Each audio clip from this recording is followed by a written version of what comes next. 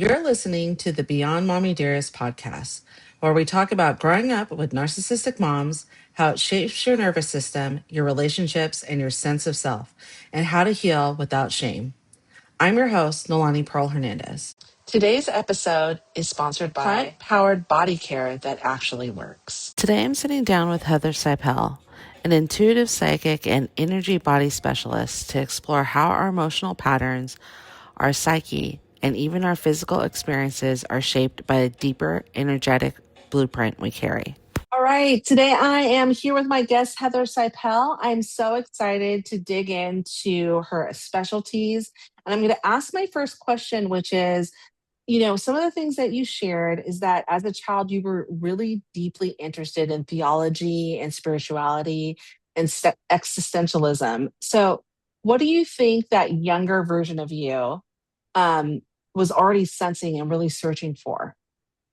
Well, I guess when I was younger, I would have framed it via the lens of religion. I would have said that I had a heart for God Hmm. and Hmm. that I was just in search of that connection with spirit and deeper meaning. And I had my first spiritual awakening when I was four. And it kind of opened up that connection with spirit. And I always had a natural curiosity. And of course, I went through the lens of theology. We went to church a lot. So it was really natural. Hmm. And Hmm. I was pondering and just very, very curious. And I remember that by the time I was in third grade, maybe 9 years old, I no longer could ask those deeper theological Hmm. or existential questions to any of the adults because the answers that they were giving were more rudimentary than where I was already. Hmm. And Hmm. so I just continued that way of education, right? Just correct, direct connection with spirit. Hmm. Hmm. Every single question and pondering that I had was eventually answered. Hmm. So, I mean, it wasn't like a Google search Right, instantly, right. Yeah, yeah. but over time, the biggest, deepest, most, curious or painful types of situations that I would put out there and really try to understand, it's like my system would just automatically know over time Hmm. what how things worked. And Hmm. so I guess what I was searching for really was a way to navigate life and Hmm. maybe to make it a little less painful.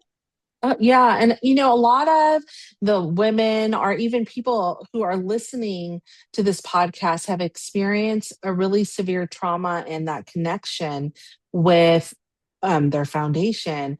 And so I think, one of the reasons why I wanted you to come on is because there are several different ways for you to connect Oh, and yeah. several different ways for people to find what helps them on the path move forward. And yours is one of those ways. So I really wanted, not to make a pun of it, but that awakening to happen in them in a Yes. different kind of sense. And when did you really realize that you perceive the world differently than other people did?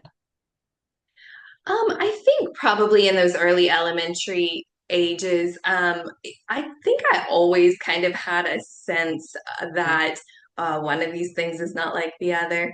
Hmm. And I was born into a family where 90% of the people in my family have the energy body archetype that's, namely considered like the strongest one. But Hmm. it also, when people don't understand the energy body archetypes, they may not realize that that one particular system type has a lot of overlap with Hmm. the expression of narcissist. Oh, really? So, Okay. Well, how about you explain it just a little bit, this archetype a little bit, so that people can sure. tease out the two? Absolutely. So, okay, the energy body archetypes kind of it's where how the energy sits in your energy body Okay. and Okay. how it controls and governs your expressions, the way that Okay. you perceive life, what you like, what you don't like, etc. Hmm. Hmm. And there's one particular system type that is very strong. Their energy is kind of packed into the center Hmm. of them. And Hmm. it's different from a narcissist because a Hmm. narcissist's energy body has a slight inversion. So Makes it's going sense. to Hmm. pull energy in. It's not Hmm. really going to exchange and Hmm. have that Hmm. circular motion Right. where you're really perceiving others and Hmm. interacting in a, balanced and healthy Yeah. kind of way. Right. But this system type is different because their energy is simply like really densely packed. I call it the I see. post. It's like a Okay. post Yeah. and Like it's or a down in the ground. foundation. Yeah. Yeah. Yeah.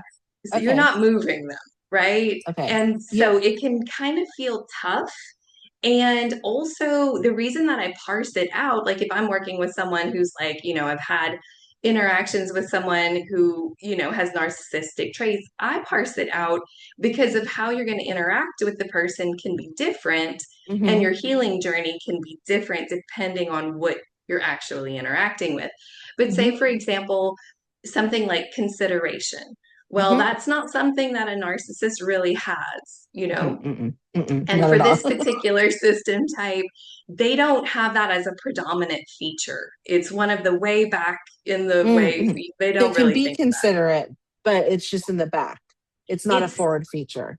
right. So where if you point out like, hey, she doesn't like it like that, they'll say, oh, really? Like they just didn't notice, Right. right? Right. Or Hmm. you could say, I want it this way, and they'll be like, why?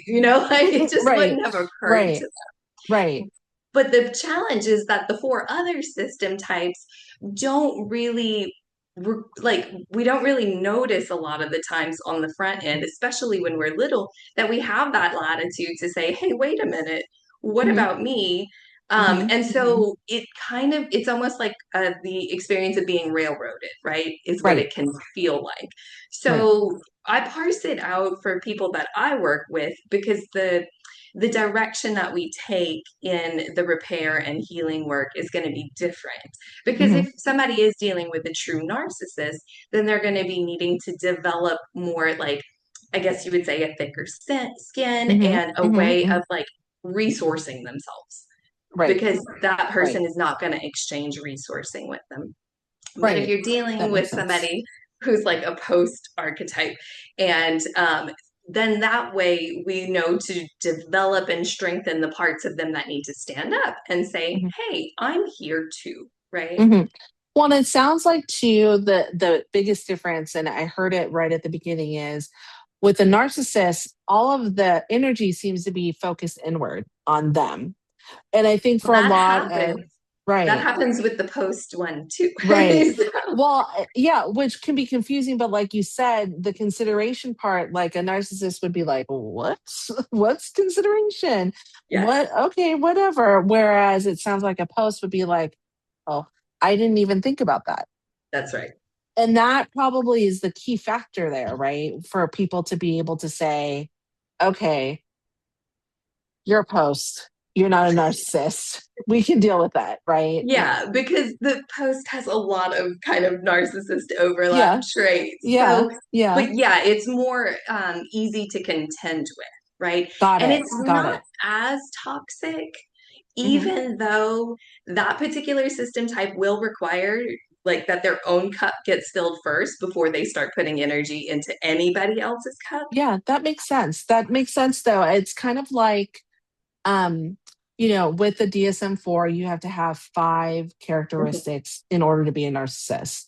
Right, Whereas you can have narcissistic tendencies. right. And that's what it sounds like in regards to this energy type. This post is okay, I got to fill my cup first. But I also look at that as okay, we're in an emergency in an airplane and That's right. the air comes down. And of course, you put on your air first Yes, because the time that it takes for you to put air on somebody else, you might pass out. And that's not a good thing. It's like, um, if yes. we all go down, if I go down, we all go down type of thing. So that makes sense. And But that's not narcissistic. That that's right. phrase isn't narcissistic. Got it. Okay. Go ahead. Yeah, and so what it can do is if a person is willing to heal from having dealt with that all the time, being railroaded, Hmm. and Hmm. then they Hmm. can get to a point where they can see that this system type is actually teaching us. The Right. four other system types need a little bit more of that. Sometimes Right. we give, on a very low running cup, Right. and then we can end up with resentment and things like that, right? So the post doesn't generally have very much resentment. Right. No, and I think that's good because I think that for a lot of people, at least in my experience, especially with having a foundational member, like my mother being a narcissist, I started catching up with that because of the sensitivity and the intuition, which we'll go in a little bit more in regards to energy and the psyche. But I started saying, oh God, that person's a narcissist. And I started saying that everyone was a narcissist Yeah. when there could be narcissistic tendencies. Maybe that person was selfish. Maybe they just didn't know, Yeah. right? And they weren't picking up on stuff. There could be a hundred things that this person are the person's experiencing, and that main factor with a narcissist is they don't ever want to repair. That's Like correct. that is like the key factor for, I think, for everyone is Yeah. there might be gaslighting, which, I by no sense of the matter is saying yes, you should, be down for that. But there's Right. gaslighting. They're always throwing it back on you, where it sounds like this specific archetype might feel similar, but is not quite the same. That's correct. They do Okay. draw energy towards them. They are Hmm. their predominant care Hmm. and Hmm. concern, first and Hmm. foremost. Hmm. Yeah. They are tough. Hmm. They Hmm. also have a core intrinsic need of conflict, which Oh, makes interesting. which makes it harder for It's the really four other interesting. system types to contend with because they actually bond via In conflict. conflict. That's really interesting. I can't wait to dig in more to this because it is really like the for people to understand this, I think is going to be a really good for them. And Yeah, it's kind of like a charcuterie board. You take what you like and leave what you don't, that's and right. that's totally fine. So, how do you now understand this sensitivity and intuition through the lens of energy and the psyche? Oh, yeah, definitely. So I'll just say one little piece about this, kind of a little story to add Mm-hmm. in. Mm-hmm. So I remember when I was little, and like I said, 90% of my family members are this system type, right? Mhm, And mhm. what I felt was like they were just little tanks. And they were Yeah, trying to yeah, play bumper cars with one another. It was like this intensity, and I felt like a kitten on the yeah, in field, the and middle I'm of like it. trying to That's run good. Yeah, away. Yeah. yeah. And so like there was that sensitivity. And I mean, even, at 2 years old, which was my first memory, I remember that being a prevailing feeling when I was, at family Mhm, members' houses. I would mhm. go underneath the table Oh, because just like wow. I Okay. needed to It feel was a safe. lot. Yeah. Yeah, and even at 2 years old, I remember like that was my one of my first memories, and I remember that being just a very familiar experience. Like I had been doing that for well over a year, so Makes sense. because Yeah. people would walk in and they would say, "Where's Heather?" And they would say, "Oh, she's under the table." You know, That's I so create funny. I Yeah. created my own cave. Yeah. Fortunately, that was like at my grandma's house. Yeah. When Yeah. extended family would come over. In my own home, it was very peaceful and quiet. Yeah. So What energy, so you said most of your, family or extended family are post, but what energy then are you like predominantly? yeah, so I do like I'm like the sprinkler. Like Mm. I overgive. Okay. So Mhm. it's not a super great connection to have people who are like, let me fill my own Yeah. cup first. Yeah. And I'm Yeah. like, let me give first. Yeah. And Yeah. then there's not really that reciprocation that comes in. Yeah. That Yeah. makes sense. When you came into this work, it Mhm. was through your own health challenges. So can you share kind of what that period of your life looked like? Definitely. So I had no idea that my daughter was a post. Oh, And daughters. yeah. Yeah. And when she hit those teen years, I mean, it changed in like literally the snap of a finger, and Hmm. my whole world fell apart. Hmm. And I Hmm. started having massive anxiety. I mean, panic attacks like crazy. It felt like my energy field fractured and then started to like pieces started to fall apart. Hmm. And, Hmm. went through the doctors and got medicine, did counseling, and none of it really worked well. I mean, I remember when they were like raising the dosage of the anxiety medicine, it would work for that first week. And Mm-hmm. then Mm-hmm. the two And then come subsequent back. weeks Yeah. that they had to wait, it was like I was taking a water pill, you know, it just didn't do anything. And then once we reached like full max for my body weight, it worked for a while and then it just stopped working. Like my Mm-hmm. anxiety was just crazy high. I had no idea that my kid needed friction.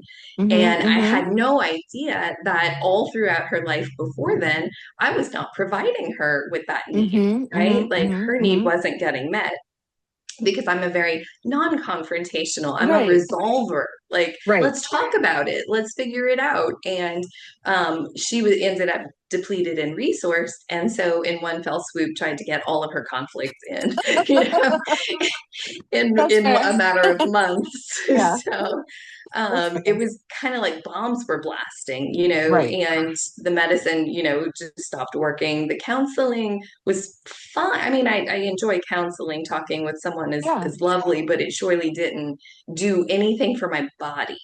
Right. Um, and at some point, I told the counselor, I was like, you know, I really do enjoy these sessions. However, it feels like there's electricity running underneath my skin. It's just like this constant Yeah. Yeah. intensity. Mm-hmm. And she referred me to her friend who was a counselor that had a sound therapy table. Oh, okay. And so I laid on that thing. It's like a hard reverberation, and they Yeah. played like Yeah. healing music. Oh my Mm-hmm. gosh. I felt like all of the stress had been drained out of my body in one moment. I felt like a cloud. I was so Wow. light when getting up And off of and then that. that's when you kind of made that connection. You were like, okay, there's something here. So I was just enjoying that for a while. And then after about 2 months, I saw an ad for someone doing energy work, and it was like energy rebalancing. And I was like, I don't know Mm. what that is, but I need my energy rebalanced. So That's I started fair. going to my first healer and started learning about energy work. And I guess that's what you call a conscious mind awakening, Mm-hmm. where I Mm-hmm. was naturally already interacting with spirit. I had some very Mm-hmm. energetic interactions in previous romantic relationships that Mm-hmm. were Mm-hmm. just like, what is this? No one ever Mm-hmm. talks about these kinds of things, you know? Right. Mm-hmm. But my mind didn't really know. I didn't have a framework or a verbiage for it. And so when I found energy work, it really rounded out all of the theology that I had learned Mm-hmm. when I was young. Mm-hmm. And I was like, oh my goodness, this is the practical application of spirituality. This kind of stuff is how Interesting. Jesus Yeah. did all of Yeah. the things that he Yeah. did. And I think at some point I got disappointed with religion because I realized in hindsight that when I was little in church and, you know, they're teaching that Jesus said, you can do all of these things that I have done and more. And I'm like, Mm-hmm. yes, let's learn this. And then Right. they like never taught it, you know? Right. Right. Um, it just didn't really occur to me that, like, no, I want to do that. Like, I actually want to Yeah, learn how do these I do things. it? Yeah, how do I do it? And I think that's really it's an important thing, I think, for a I have found a lot of women who are going through this in the group are definitely religious, Yeah, and they find um, that religion is really helpful to them up to a certain point because what they found too is that it's also being used against them as they're trying to heal from a yeah, narcissist. yeah, So then they say, okay, God is all knowing. There is this energy. He loves us. But then there's also, I have to honor my parents and honor my mother and my father. So they have this real conflict. So if they're able to kind of tease out this energy part to that's right. understand, okay, this is what I'm going to do. And theology and religion is still really important to me. And I'm going Yeah. to hold it here and I'm going to hold this energy here. They can do both. And I think that's one of the things I wanted people to understand is again, charcuterie board. Choose what you want from it. Yeah. Some people might want the cheese, some people might not, and that's totally fair. How did self-healing turn into a profession for you? I think it was about after I had my fifth certification. I Mhm. think it was my mom who was like, well, are you actually ever going to use those certifications? Thanks, mom. I was like, oh, it didn't even occur to me. I was going through these trainings for my own knowledge and for my own health and my own curiosity. Mm-hmm. And when she mentioned that, I was like, oh, I mean, I could offer it. I don't know if people would want this, you know? That's really cool. And for listeners new to it, like I am, to energy work, how can you describe the energy body? And you kind of did a little bit, but in really like simple terms, like Sure. this and that, like how you describe the post, but just the energy body as a whole.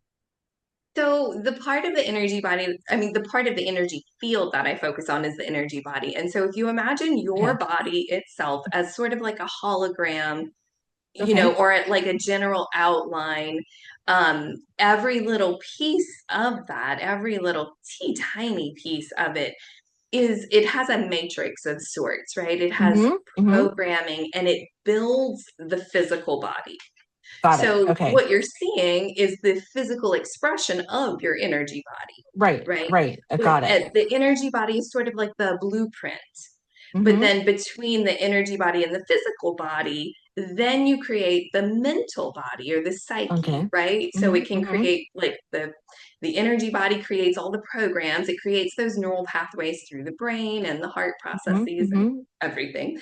Right. And then from those three, we build off the emotions, right? Because of Okay. course the Mm-hmm. emotions need the endocrine system and all your little Mm-hmm. hormones Mm-hmm. excretions, but that's coming from the programs that are in the energy body, Okay, right? that makes sense. And it makes sense to me why you think of things like unprocessed trauma and how Yeah, they show up in the energy body.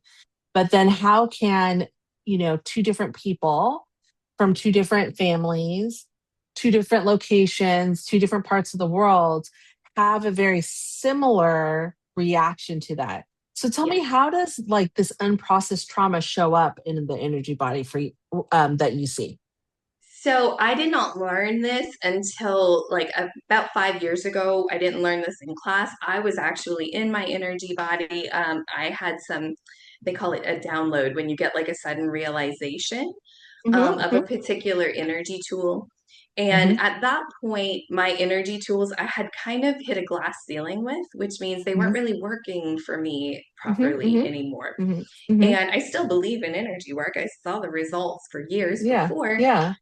But I put a message out to Spirit and I was like, actually, I want tools that will work faster Mm, and mhm, more consistently. mhm, So I mhm, just got the awareness to do this particular type of energy work. So I started doing it on my system. And after a little while, I started realizing, wait a minute, this is melting. Like this mhm. is like what's happening is my energy body is having things melted off of it. And I started to realize the framework that trauma is frozen energy on the Mm, energy body, yeah, right? yeah. Uh-huh, uh-huh. And it creates that looping pattern. It creates all the intensities that feel like salt in a wound, right? When you Mhm, have that salt mhm, in a wound, feeling like something additional happens that is mhm, patterned from mhm, events that happened before. What's happening is it's creating more frozen energy. And so the more frozen energy on an energy body, the less range of motion in life they have, right? Their options become a little bit more limited, their yeah, yeah. perspectives become a Mhm, little mhm, like more pigeonholed, and it's almost like resource yourself first. Like you can mhm, only handle your primary like needs if you just mhm. went through a major trauma. And that makes sense because if you think about it, right, from a sense of, okay, there's a traumatic experience. And like, so what you just said, I'll transfer it to like the work that, or the way that I vocalize it and the work that we do. We can say, okay, you experience a trauma. Of course, you're going to be hyper vigilant. Yeah, And of course, you're going to feel a certain way, or of course, you're going to have to create that pattern when that you feel this, or you're going to freeze, or whatever it is. So it's just like an addition. Like my son has these little toys. Well, he's 14 now, so he had right. these little toys where there were little shells on them, like little robots. So it's like an extra added shell for Yes. people to understand. Okay, why do I still feel this way if I'm healing from this trauma? Oh, there might be a little bit more. Yeah. Let me dig into it. That makes sense. That's really And interesting. Go for it. trauma's expression is different for different people, or it's different for different situations, right? Yeah. Sometimes you want to talk about it, like Yeah. you have to call this friend and say it over and again, and then you have to call this friend and say the same thing Yeah. over again. Yeah. It's Yeah. like it feels like it needs to be heard. That's Mm-hmm. Mm-hmm. frozen energy. If you feel like you cannot talk about it at all, Mm-hmm. likewise, it's just, That frozen makes energy. sense. That And definitely one of makes sense. Yeah, and one of the ways that I like frame it is that like the painful emotions are actually different. Like if you think of like say it snowed a lot outside and then Right. it kind of congealed into one big old blob, in there you might have sticks and leaves and maybe Mm-hmm. little critters and whatnot. Mm-hmm. So Mm-hmm. those little things are the painful emotions that got Mm-hmm. stuck. The Mm-hmm. white frozen energy is our own energy. So Mm-hmm. over time, more and more trauma ends up making us feel exhausted and like we have Mm-hmm. less bandwidth. Our brain doesn't process quite as much. Mm-hmm. So when you begin defrosting, you get your own energy back. Mm-hmm. And then Mm-hmm. those little pieces, as those fragments come out of that frozen part, it just sloughs off naturally. And Right. you just don't have that emotion there anymore, which is Right. downright startling because Mm-hmm. I Mm-hmm. had a trauma in my teen years that was so graphic and so complex PTSD Mm-hmm. that I would have never believed that that pain could go away Mm-hmm. Mm-hmm. and that my brain wouldn't process things the way that it did. Mm-hmm. Mm-hmm. And I repressed consciously and actively for over 25 years, Mm-hmm. all of that jazz, right? So Mm-hmm. I couldn't think about it even for one split second. Otherwise, the nightmares would start coming back. Mm-hmm. My body would flush hot. I would Mm-hmm. like do everything I can to get away, right? Mm-hmm. And so when I started defrosting for that and those actual emotions were just gone, Mm-hmm. I almost couldn't believe it that it can Mm-hmm. work on something that extreme, you know? Mm-hmm. Mm-hmm. And I think that for a lot of people, I was having this conversation with my husband where I said, a lot of my childhood I don't remember. Like you mentioned, oh, I remember being under, at 2 under the table. And Right. there are like pictures of me like playing under the table or coming out like playing peekaboo, but I don't remember any of that. Yeah, And it's really really interesting to me that that occurs, but and of course it does because your body, your brain try to protect you from those complex traumas that you have and you experience. So I really appreciate the fact that this kind of work, again, charcuterie board, this kind of work could really help some women that have experienced some really horrible things at the hands of their mother. You know, absolutely. why is gentleness such a critical part of healing, especially when it comes to survivors of narcissism or of emotionally unsafe parenting? Well, I know for me, again, I'm not a system type that enjoys conflict or Yeah, yeah, pain or suffering, right? yeah. So, since we've already experienced the pain or suffering, we don't want more of that. And sometimes, Hmm. even talking about an old situation to kind of map it out and process it is painful, right? Hmm. So, we can be kind of as gentle as we can, but you know how sometimes, like if you have the flu or something, even the Yeah. slightest touch to your skin can Oh feel yeah. Yeah. Yeah. so it's like I personally look for the most gentle processes because that's how I want it. I want Hmm. it super gentle. Right. Many daughters of narcissistic mothers grow up in a really hyper aware, hyper vigilant state, and especially when it comes to others' emotions. So, how do you distinguish between that intuition and the trauma based hypervigilance when you're looking and working with people? So a lot of the time what happens is that there's something called the narcissist empath dynamic, right? Hmm. Hmm. And okay, so the formation of we can say frame it this way. This is one angle to look at it. Okay. So when someone is in a state of trauma, they will, on some degree, either become a narcissist or an empath. It's Hmm. just a response of the Hmm. energy body. Hmm. Hmm. So the Hmm. empath will spread out like a net around its Hmm. energy body to get little reads and feels. And Mm-hmm. what it can do is perceive sort of in advance, give them a little bit of an indicator and a time to Mm-hmm. process how to approach this. So Mm-hmm. an empath can feel into different people, different situations, Mm-hmm. and know what to do in order to keep themselves safe. Mm-hmm. Whereas a Mm-hmm. narcissist, instead of spreading out, it pulls in and creates Mm-hmm. that like slight little inversion and Mm-hmm. basically demands its needs getting met all the time. Mm-hmm. And is basically, but both systems are basically in a state of, I don't get my needs met. Right. And they look the same, but they're not the same. They're not the same. And the Mm-hmm. energy body does something, very different. And Mm-hmm. we do, take a different healing approach to each, though people who are narcissists don't generally, Yeah. come It's like towards. it's so funny because I was talking to someone and I try not to roll my eyes because I've been no contact from my mom for about 10 years now. But I Yeah. always laugh when someone says, "Oh, my mom said that she'll go to therapy now." I was like, "Okay." Like because Yeah. I remember what it triggers in me is, being in high school, expressing to the therapist there, the counselor there, my mom is crazy because I didn't have the verbiage for it. My mom's crazy. She's doing this. She makes me think different things. Like I'll say something and then she makes me question it. And the Yeah. counselor was like, let's have your mom come in. It'll be fine. I was like, okay, this is not normal teenager stuff, but all right, if that's what you want to try. And she came in and my mom was like, oh, sweetie, I love you. I don't know what you're talking about. I was like, you psychopath. Like, oh Yes. my gosh. And so for me, that's a real trigger. And I find it really interesting. And I'm going to ask you a question while I look for this one quote that I found Okay. that explains things really interestingly. But tell me, what are some of the signs that someone's intuitive abilities were shaped by survival? So intuition in like a, pure sense, we call it in energy space a clear channel, right? If you're Hmm. getting a clear ping or a clear read, it does not have emotion attached to it. So Okay. if Hmm. you're having an emotion, it's it's not that you're not getting data.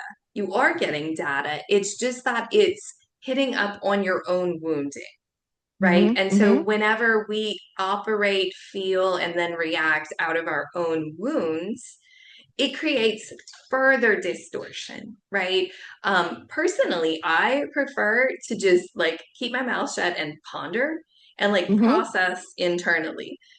But then again, if you're dealing with a post, they're going to want to fight immediately. It's so interesting. Like I'm thinking back and I'm like, oh my gosh, who in my life reposts? And like, I think that that's such an interesting way to think about it. Like you mentioned, like they're dug in the ground. It's their way or no way in a very, like not in a sense of like they're being jerks, but like they know what Right. they like and that's Yes. what they like. They like what they like. And And they that's want what they want. yeah, and they want what they want. And I totally get that because it makes me think of, okay, um, I guess this is a question then.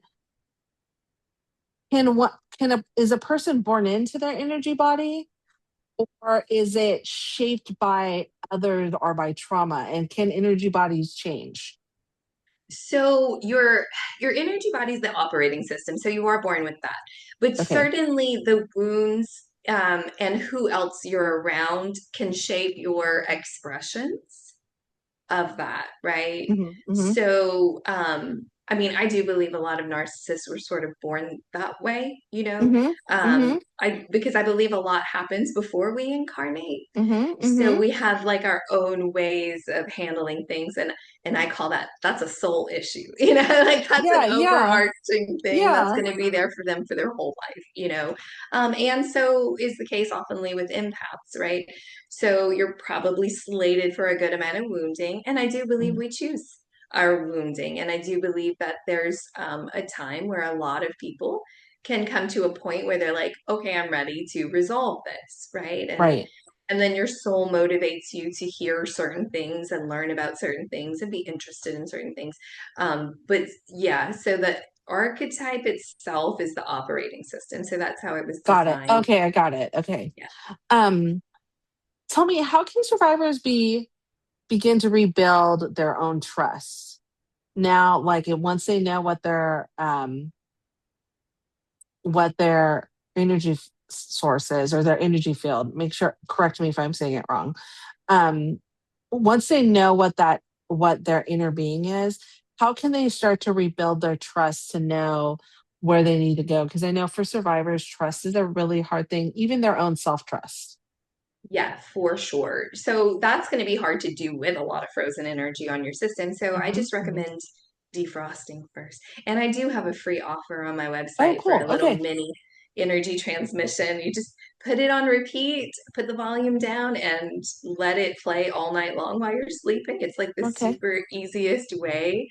And Okay. I actually still do that for myself each night. And then No. I Okay. have like a selection on my website. So, like the trauma of abuse, the trauma of neglect, the trauma of heartbreak, Hmm. Hmm. Hmm. betrayal, a lot of the different ones that where if you know that you have that pattern, I would defrost for that for Hmm. sure. Hmm. Okay. Um, and then it starts to melt away. You get your own energy back. So you have more clarity about how to approach things. More options will present for you, like the very correct person for you to work with potentially could land in your life, or you Hmm. could start Hmm. following a channel that has all kind of posts that are just teaching you exactly the things that you need. Hmm. Hmm. Yeah, I highly recommend defrosting first and foremost. That's really helpful. I think that, you're really talking about creating a safe space or container where clients can really be themselves. So, Yes. what does this actually look like in practice? So, we've kind of talked a little bit about it, but um, maybe give us a taste so that people know what they might be expecting if they do some work with you. Sure. Yeah. So quite frankly, the little energy transmissions are it's like Mhm. my lowest price offer, but it's going Mhm. to be the most effective. Okay. Coming into session with me and having talk sessions, Hmm. um, it can help get the conscious mind on board and get some Hmm. Hmm. clarity and some Hmm. direction.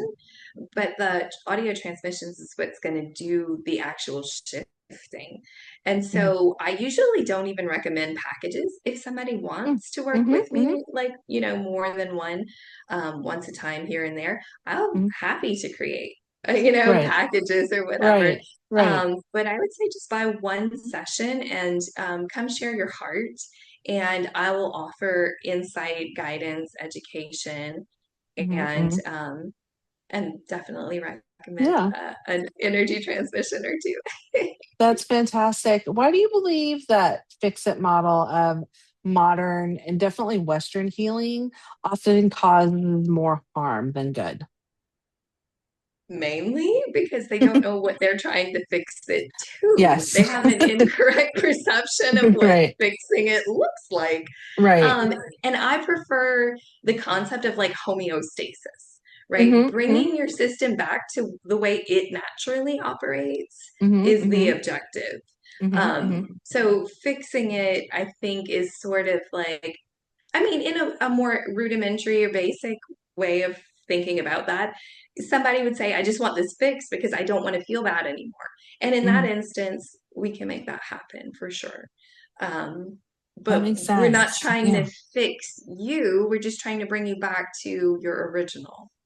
That really makes sense. And I said I was looking for something because we were talking briefly about, usually narcissists don't come to get fixed or healed, very different from what you're talking about in regards to a post.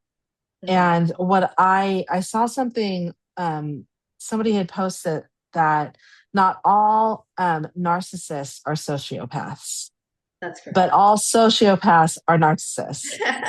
And Probably I so, thought yeah. that, yeah, and I thought that was really interesting because it kind of helps tease out what that actually is. If you got five of the, five or plus of what's in the DSM-5, you're a freaking narcissist in my book. Like that's the way that it Sure. is. So, um, so tell me so you talked a little bit about your offering online, the audio part. Yeah. How can someone tell when they're really pushing themselves? versus moving into that alignment? I would say if your emotions get heightened, if there's a sense of urgency or a sense Hmm. of failure, Hmm. Hmm. then you might be being a little too hard on yourself and pushing. Hmm. And what I would say to that is, I know when painful situations are very active and something is hurting, you want it to feel better sooner. Hmm. Um, Hmm. but when we push like that, and it kind of feels like we need this now, or like we're kind of Hmm. Hmm. almost screaming energetically, I feel like we could miss the very thing that's right in front of us. So, like taking a moment, taking a breath, trying to come to just like a little pause Hmm. and like clearly state what you do want, Hmm. like I guess you would call it prayer at this point, right? It's like, Yeah, or yeah. setting an intention out into the universe or Right, whatever it is. right. I would say pray for clarity. Hmm. Um, Hmm. if and every time I've done this, it has come through, right? It's like the Hmm. easiest prayer for the universe to answer. Right, It comes right. through if you pray for clarity rather than a resolution Hmm. or a Hmm. specific end result. Sometimes the end result's going to look different Hmm. than what we think that it is now. So if you pray for clarity, you can get the next step. You know, Hmm. Another Hmm. thing that I would pray for before I knew, how to do energy work was an open door. If an Hmm. opportunity was like just not presenting itself and I needed an open door, I would pray for it. And sometimes it would come only in the nick of time, and that was Right. frustrating. But Yes, I will tell you, the prayers that I've sent out in the world, I have this wonderful, wonderful, so we're Catholic, and I have this wonderful um priest that I deal with, and he's like, you just got to keep at it. That's what it's at. And I wanted to pick up on something that you said in regards to, before you're reincarnated and you come back. I always tease my husband that um we finally found each other in this lifetime. And it took a little while, yeah, right? I mean, it's not like we were old, we were in our 30s yeah. and we found each other. And although his kids and my kids aren't biologically connected, they might as well be. They're just Oh, so that's similar and wonderful. they look alike. And so it's really interesting. Oh, excuse me. You. Oh my goodness, I'll cut that out. Oh, Yeah. excuse me. Um, I find it really interesting because I look at pictures of them when they were little, and especially my oldest and his middle daughter. They like look and they have very similar understandings. And I shared, I think, with one of these last episodes, where I knew that my husband and I were going to be, well, I knew right away, but he's crazy handsome and tall and all that stuff. Yeah. But I really knew because, when you bring children into it that are from other relationships, um, we were at my grandmother-in-law's and it was the first time my daughter was meeting everyone and she was very upset. She was having really big feelings about it. And I was like, you got to get it together, woman. Like, get it together and we're going in. Like, this is like, you really got to stop crying. I wasn't very sensitive to her being upset, but that's a whole nother story. And we can visit that when she's on the Sure. podcast. But I remember her meeting his grandmother for the first time. And she said to her in Spanish, oh my gosh, you look like so much like your mom. And she saw, you're home, you're home. And she gave her a hug. And I just saw my daughter just melt right into her.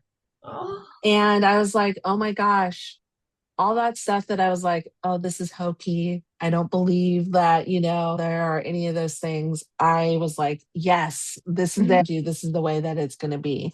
oh So yeah. I appreciate it. This is really interesting. And I find that energy creates or energy attracts other energy. Yeah. And it's a beautiful thing. Can you tell me, what does joyful healing look like in real life? Oh man. So I actually I say that when you really get it and when it really clicks, Yeah. sometimes it's just kind of matter of fact. It's just like, yeah, Yeah. I did that and it happened. You know, like Yeah. Yeah. it's not quite as like, I don't know, exciting and bouncing. It really Yeah. feels more like peace Mm-hmm. and steadiness Mm-hmm. and maturity. Mm-hmm. Mm-hmm. I love that. I love that. Can you tell me, what do you wish more people understood about sensitivity and intuition? Oh, everything. I, I do. I'm grateful that we have a world that's talking about this more, for Yeah. sure. Yeah. And I wish more sensitives could know at an earlier age Mm-hmm. Mm-hmm. that it's okay and that to set your Mm-hmm. sights on what you want. Mm-hmm. Mm-hmm. Ensure your own resourcing and don't just tolerate other people's stuff, you know. But Yeah. as far as what other people would, what I would want them to know is that if your child is shy, Mm-hmm. they feel terror. Like it's Mm-hmm. not a pleasant experience. Mm-hmm. Don't push them. They're Mm-hmm. already in a Mm-hmm. heightened state of anxiety, Right. and medicine may not be the first thing to grab. Mm-hmm. Mm-hmm. Tools, teaching them tools at a younger age is definitely ideal. And Mm-hmm. I Mm-hmm. cannot wait for the education system to finally pick up and start Yeah. implementing some really good things for our kids. I definitely, in a perfect world, we would move away from the industrial revolution when it comes to school. Yeah. Bells ringing, we have to be there at a certain time. I understood why they did it back then, but one of the best classes I ever took at university I went to Santa Clara University, was we talked about this and how education is affected by that. And so when I really got into education and education advocacy, I talked about, we got to feed our kids. We Yeah. got to give them all a baseline for them to be able to do what they feel is best for them. You Yes. know, I'm going to close with this question because I think it's a question that's on a lot of narcissistic daughters' minds.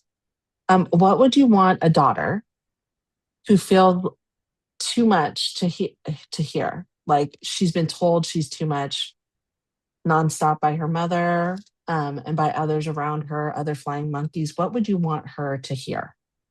I would say that always remember that when you're out in the world and you're on your own and you can create your group of friends to be what you want them to be. And I wish I had been told this, more, but to be choiceful, Mm, to interview and vet your friends and mhm, cultivate high quality friends, because there are people who really want all of you. And I had mhm, a friend a couple years ago, we were having this conversation where somebody in her family kind of expressed that she was like a little too much for them. mhm, And I told her, you're never too much for me. I never, never, mhm, never feel that, mhm, no matter what your experience is. mhm, mhm, And it felt, I could feel how healing that was for her. So mhm, I would just want people to know that there are people who can be with you in mhm, all of the ways that you could ever potentially be. mhm, And mhm, be able to handle that. And so look at the people who can't, mhm, who mhm, complain, as their lack of capacity. They don't have the mhm, full capacity to handle mhm. all of I really love that because, you know, if we think of people as energy, there are, like you said, specific energies that mesh really well together. you. Yes. So when they don't mesh well, like we can talk about the posts. We can say that that's too much for me. But for me, when, someone is, we can say set in their ways or they like what they like and that's what it is. I don't see that as a negative. I see that as someone who's very firm in the way that they like things. Yes. And that's okay. And that's okay. As Absolutely. long as they're not causing harm, I'm good with that. Right. That's right. So I concur. Yes. um, I I love that this conversation. This is so, I loved it, and I would love to have you back on so Oh, we could yeah. like dig deeper into stuff. And Heather, I'm so glad that our paths cross each other in a very unique and organic way. You have been delightful, and I enjoyed our conversation. So thank you. Me too. Thank you so much for having me. Yeah. It's just always a pleasure to speak about these topics. They're close to my heart, Mhm. and all things energy work is my jam. So I thank love you for it. having me. I'm glad I could help you with your jam. So great. Thank you. And then in our show notes, just for everyone, we'll have offerings and more information about Heather so you can get into contact with her. Great. Thank you. If this conversation opens something up for you, just notice that your healing isn't just in your mind, it lives in your body too, and it deserves space to move. Thank you for listening to the Beyond Mommy Dearest podcast. You're not broken, you adapted. Healing from a narcissistic mother is real, possible, and you never have to do it with shame. I'm your host, Nolani Pearl Hernandez, and until next time, take gentle care of yourself. Your skin is a part of your nervous system, and taking care of it is essential to overall balance. Our products are specifically formulated to nourish your skin and bring it closer to homeostasis with every use. Start feeling better in your body today with the Happy Cannabis.